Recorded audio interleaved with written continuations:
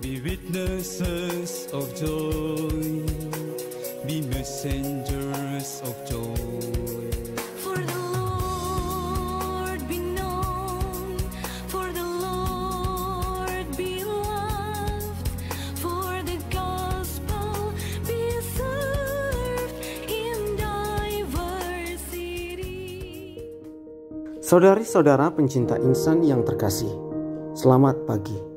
Selamat berjumpa lagi di hari ini, Senin 23 Mei 2022. Kita akan mendengarkan permenungan yang dibawakan oleh Frater Tantonaku CMF, seorang misionaris Claretian yang bertugas di Paroki Mandala, Medan. Mari kita simak bersama.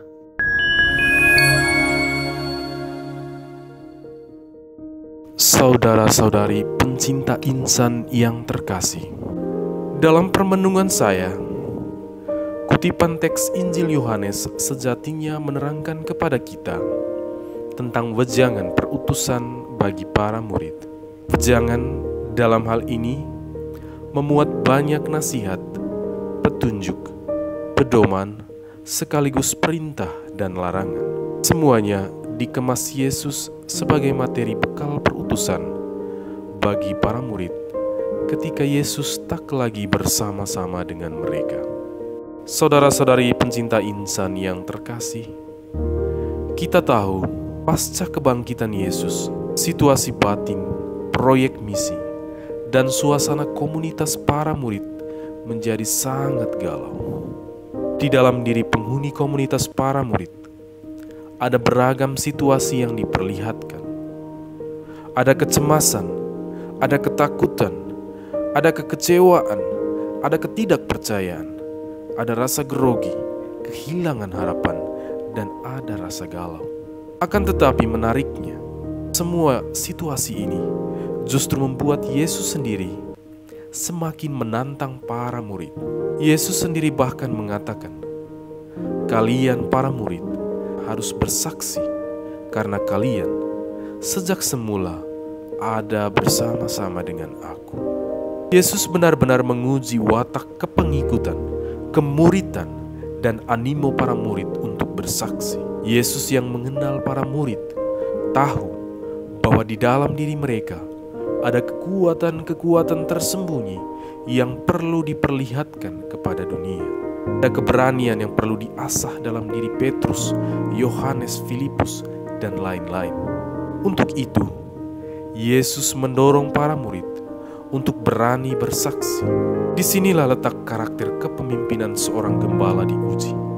Dia pertama-tama harus mengenal dengan baik domba-dombanya, lalu mensupport mereka untuk bangkit kembali ketika mereka jatuh.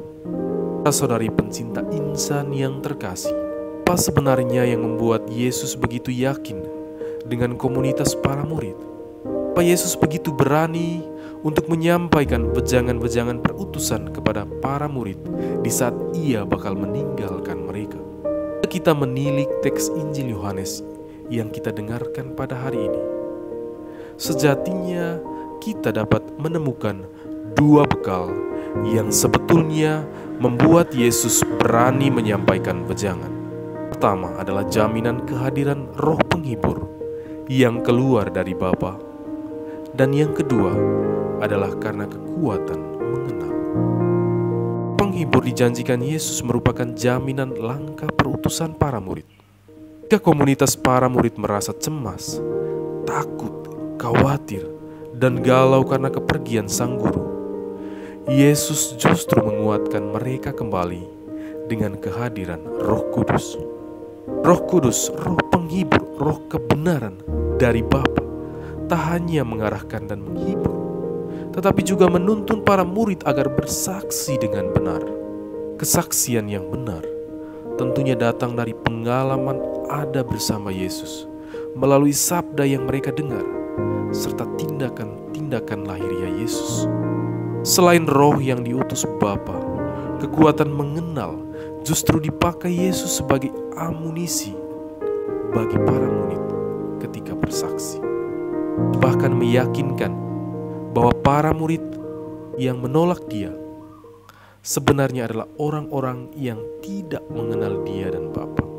Tapi Yesus tahu bahwa komunitas internal para murid sangat mengenal dirinya, setidaknya ketika Ia ada bersama-sama dengan mereka. Saudara-saudari pencinta insan yang terkasih, kita pun dituntut untuk berani bersaksi. Keberanian ini lahir jika kita membuka diri agar dituntun oleh Roh Kudus untuk mengenal Yesus yang bangkit. Kita membuka diri untuk dibimbing oleh Roh Kudus, kita pun mampu mengenal Yesus yang kita imani. Di sini sebetulnya ada saling keterkaitan antara keterbukaan dibimbing dan kemampuan untuk mengenal. Pejangan Yesus, kamu juga harus bersaksi.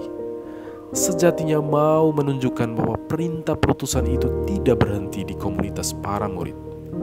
Kata juga bersaksi, menunjukkan bahwa tidak ada yang dikecualikan.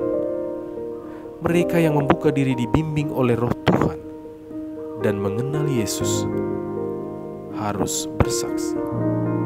Amin.